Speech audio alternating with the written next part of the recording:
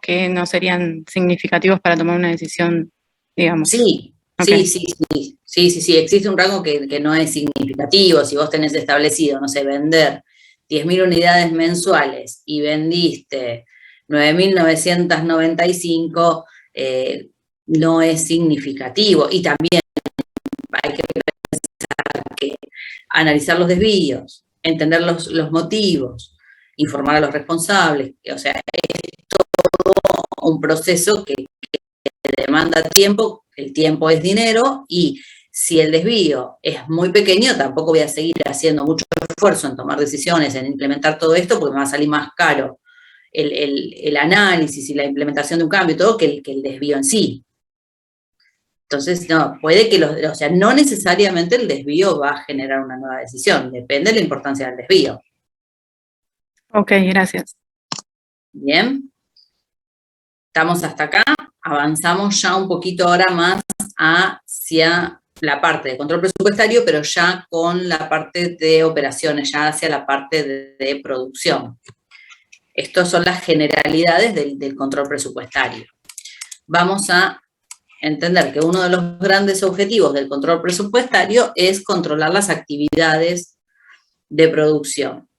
Y fíjense que acá tenemos destacado esto de aplicando las normalizaciones establecidas por la organización.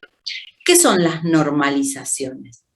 Las normalizaciones, ustedes tal vez lo hayan visto en materias anteriores como los estándares, ¿sí? Lo que nos debería costar una producción, el valor al cual deberíamos vender, ¿sí? Eso es lo normal, lo que nosotros tenemos como preestablecidos.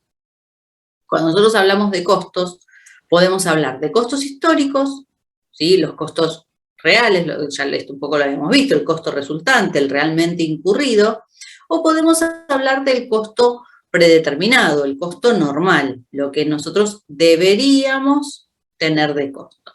Entonces, tengamos en cuenta que dentro de los costos tenemos estas dos grandes posibilidades, los costos históricos y los costos normales o predeterminados. Cuando nosotros estamos trabajando con presupuesto, claramente vamos a tener que tener un predeterminado, ¿sí? Porque tenemos que prever cuánto nos va a costar a futuro la producción o la compra de los artículos que vamos a vender.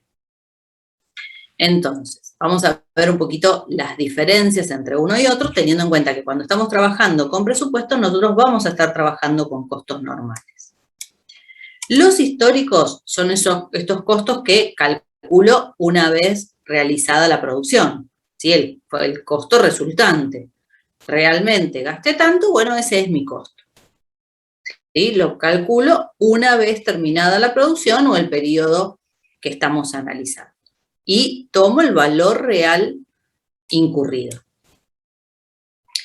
¿Qué va a pasar? Las ineficiencias y los errores, o sea, las diferencias que haya por exceso de costos, las voy a saber una vez que ya pasaron, ¿sí? Me voy a dar cuenta una vez terminado el periodo, voy a decir, bueno, a ver, ¿cuánto gasté en este periodo? ¿Cuánto fue mi costo en este periodo? Uy, fue muy alto, pero ya fue, ya no puedo hacer nada. Otro tema que vamos a tener con los costos históricos es que todo costo, o sea, toda erogación que tengamos que la relacionemos con el costo, va a ser parte del costo del producto. Ahora, si fue necesario o no, si correspondía o no, no se analiza. Simplemente se dice, bueno, ¿cuánto tuve de costos? Tuve tanto y punto, sin analizar si realmente correspondía o no, sin analizar si los errores y las ineficiencias que hubo se podrían haber corregido porque ya es tarde, porque lo estoy analizando una vez que ya pasó todo.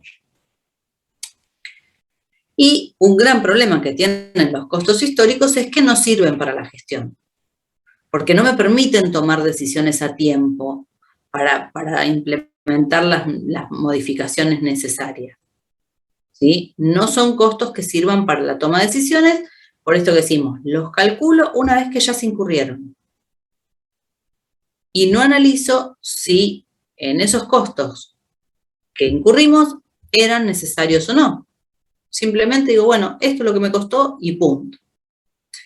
Eso pasa con estos históricos o resultantes, como quieran llamarlo. Ahora, los costos normales, estos que yo predetermino, esto que yo defino, a ver, si yo voy a hacer una mesita, mi mesita me tiene que llevar 1 metro cuadrado de madera, tengo que tener 4 patitas, tengo que tener 10 tornillos, tengo que tener pintura, tanta pintura, esto que yo defino previamente, que es lo ideal, si es lo que necesito para presupuestar. Entonces, estos costos normales los voy a calcular antes de comenzar la producción. ¿Sí? Yo antes de producir voy a saber cuánto voy a necesitar de cada uno de los recursos para poder realizar la producción.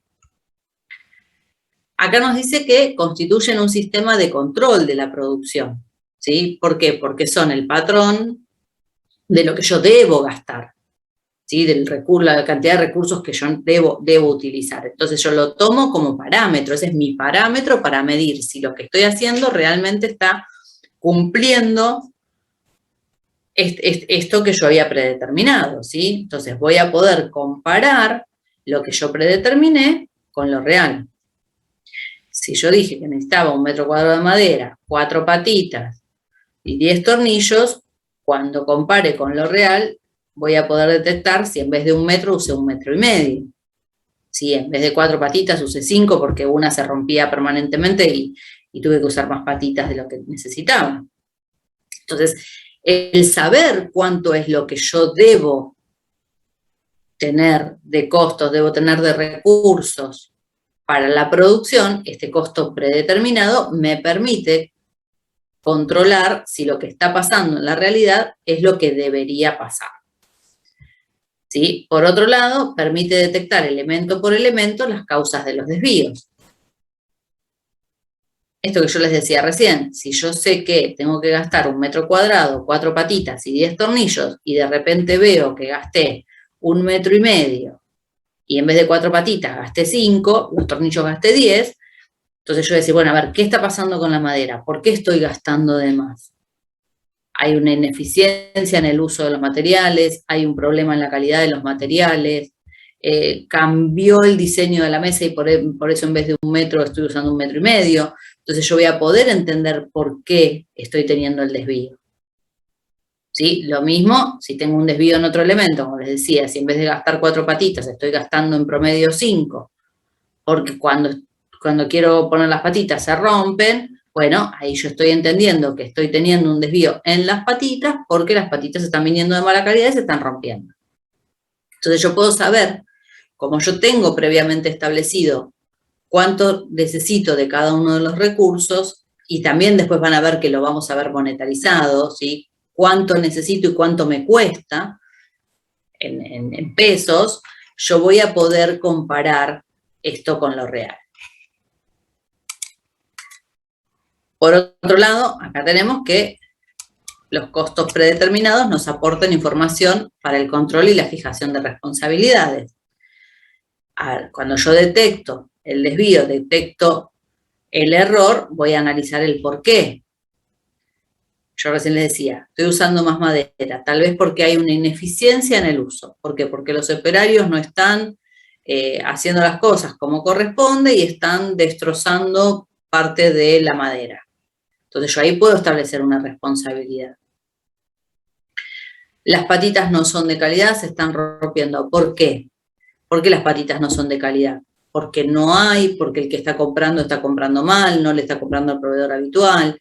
¿Qué pasó? Entonces, cuando nosotros empezamos a analizar las causas de los desvíos, vamos a poder, además de controlarlo, establecer responsabilidades, establecer los motivos. ¿Sí? Y claramente estos costos predeterminados son los que nos permiten tomar decisiones. Estos sí sirven para la gestión de costos. Trabajar con costos normales. ¿Por qué? Porque si yo sé el monto de los desvíos, sé la causa de los desvíos, puedo establecer quién fue el responsable de los desvíos, voy a poder tomar las decisiones necesarias para corregir esa situación. En cambio, en el histórico yo simplemente sé cuánto fue el costo y punto. No tengo manera de decidir nada. Bien, consultas hasta acá. Si quieren hacer print, acá estamos con esta. Bien, ¿vamos bien? Recuerden que esto de los costos normales lo van a encontrar también en mucha bibliografía, sobre todo en bibliografía vieja, como costos estándares. ¿Sí? Esto es el estándar, es el cuánto debería utilizar de recursos, cuánto debería gastar en monto por los recursos. O sea, está como estándares o normalizados. Bien, avanzamos un chiquitito más. Vamos al propósito de las normalizaciones. ¿Para qué nos sirve normalizar? Por un lado, para controlar los costos, ¿sí? A fin de lograr el menor costo posible. ¿Por qué? Porque si yo sé lo que debo gastar y cuando hago el análisis del por qué tengo que gastar 1 metro de madera, de por qué tengo que gastar 4 patitas, voy a establecer las cantidades necesarias adecuadas para la producción. Como voy a establecer las cantidades adecuadas, lo que voy a buscar es tener el menor costo posible y hacer la producción de la manera más eficiente posible para que realmente el costo sea el menor. Entonces, me va a permitir trabajar con costos normales, lograr el menor costo posible porque está analizado el producto, porque se analizó cómo se debe hacer, con qué se debe hacer, ¿sí? Por otro lado, acá nos dice que trabajar con costos normalizados nos permite costear los inventarios. ¿Por qué? Porque el costo, la utilización de costos normales o costos estándares está permitida según las resoluciones técnicas, ¿sí? Entonces, me permite tener la composición de mis bienes de cambio, la composición del costo de mercadería vendida a valores de costos normales o estándares como lo van a encontrar también en la bibliografía. ¿Bien? Y acá nos dice que los costos normalizados sirven para la planeación presupuestaria. Esto que les decía yo antes. Para poder presupuestar, yo tengo que tener preestablecido la normalización de los costos, ¿sí? El cuánto debo gastar para producir las unidades que voy a vender o cuánto debo gastar para comprar las unidades que voy a vender. Y simplemente lo que hago es multiplicar esa cantidad de unidades a producir o a comprar por el costo normal, ¿sí? Entonces, es parte de una necesidad para poder presupuestar, saber los costos normalizados. Bien, hasta acá. Vamos a... Bien. Vamos a qué tipos de normalizaciones puedo hacer, cómo puedo establecer las normalizaciones. Pueden ser fijas, ideales o alcanzables. A ver, fijas es, una vez que determinamos... Esas cosas como... Se fue como la voz. Selene,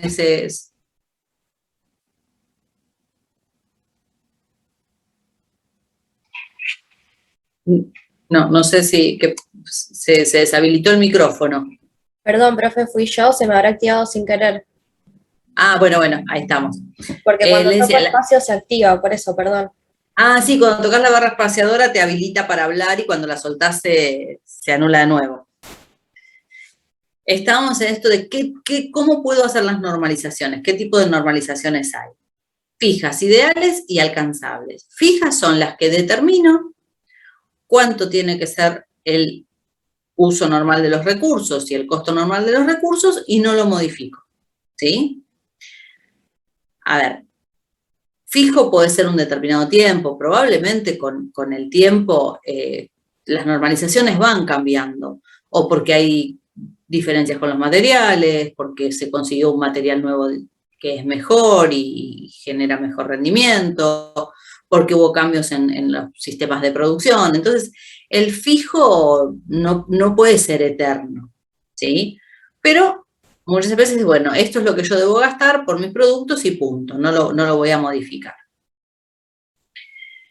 La normalización ideal es la normalización calculada con las condiciones absolutas y mejores de producción, ¿sí? Por acá nos dice, es calculada en condiciones utópicas para los procesos, ¿sí? ¿Cuánto es, no sé, el nivel máximo de producción de cada máquina? Y calculo que mi normalización va a ser trabajar la máquina todo el tiempo a capacidad máxima. Calculo que mi normalización va a ser que si yo tengo 8 horas personal en planta, a las 8 horas el personal va a estar trabajando a full, ¿sí? El ideal es el decir, bueno, ¿cuál sería el máximo aprovechamiento que puedo lograr de todo, de todos los recursos? Y la realidad es que esto es medio inalcanzable, ¿sí? Las máquinas no van a trabajar las 24 horas de todo el mes o de todo el año al mismo ritmo y siempre al ritmo más alto. No, en algún momento va a haber una parada por algún problema, va a haber desperfectos, va a haber que parar para hacer mantenimiento técnico. La gente no va a estar las 8 horas en su puesto de trabajo trabajando a full. En algún momento va a tener que parar para un refrigerio, va a tener que parar para comer, para ir al baño. Entonces, el ideal es inalcanzable. ¿Sí? Es calculado en condiciones de funcionamiento máximo de todos los recursos. No es lo ideal trabajar con una normalización ideal, ¿sí? Claramente no la voy a poder alcanzar nunca, siempre vamos a tener desvíos negativos si pretendemos trabajar con una normalización ideal. Y acá tenemos lo mejor, estas normalizaciones alcanzables, ¿sí? Justamente esto de la palabra costos normales, lo que nos llevan es a ver, cuánto habitualmente, cuánto es lo normal que yo gaste para hacer esta producción. ¿Sí? Por eso se habla de normales y no de estándares, porque los estándares son como demasiado estrictos, ¿sí? Los estándares sirven para determinado tipo de productos, ¿sí? Para un alimento que tiene que tener una determinada composición de los productos, para un medicamento que sí o sí tiene que tener una composición determinada. Entonces ahí el estándar se tiene que cumplir sí o sí. Uy, se nos va a cortar en cualquier momento. En una producción habitual, uno determina lo normal, lo que habitualmente debo utilizar para producir este producto. Obviamente, ese normal no tiene que estar alejado de la realidad y de esto que decíamos, de buscar el mínimo costo posible. Costos reales, costos reales son los históricos. Ahí preguntaba Esmeralda si costos reales es indistinto a histórico. No, costo real y costo histórico es lo mismo.